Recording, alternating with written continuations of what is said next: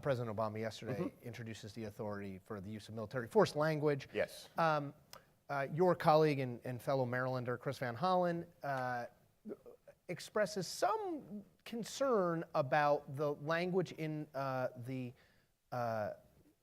what President Obama presented, in that it left potentially the door open for an extended commitment.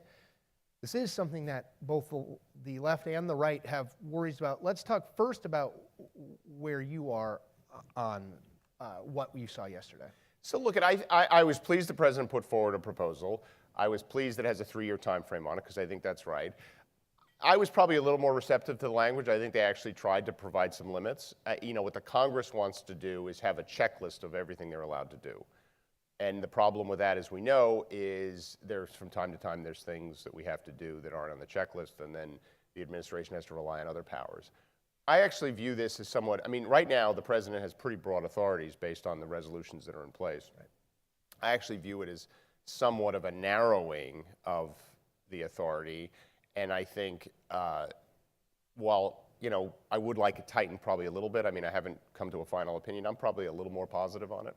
And Congressman Thornberry, I guess I was surprised by this. Maybe you wouldn't be, but I said, is it, obviously there's going to be some level of disagreement here about the language, and the president and the administration has acknowledged there's going to be some disagreement about the language, and it's somewhat fungible. Right. I said, do you believe at the end of the day that this will be approved by Congress, the AUMF? And he said, well, I'm not totally sure that I think that. Do you share that uncertainty, or do you think that end of the day, ultimately, something passes? I think end of the day, ultimately, something passes. I think what members have to work through is a couple things.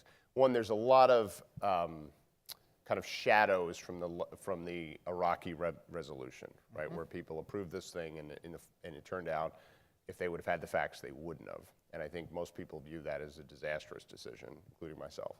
And I think a lot of people are putting this in that context.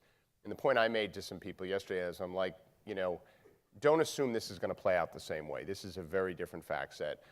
We have people, ISIL, who I take them at their word.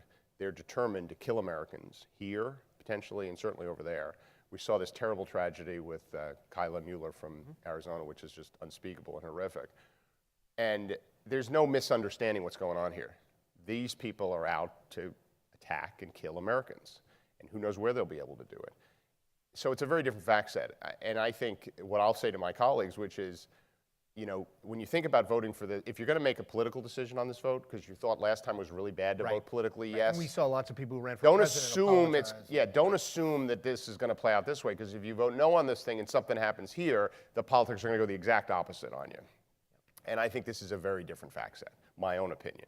So I'm more bearish on the threat, and really do want to deal with it. I think the situation with our hostages is just unbelievable. They're capturing Americans and slaughtering them. It's intolerable, and they would do it here if they could. So I'm more supportive of supporting the president and what he does.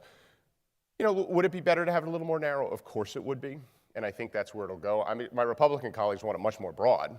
Right. Senator McCain, who is obviously very close to this from his own kind of heroic personal story, but also, the recent death of Kyla she was from Arizona, and he was very close to the situation.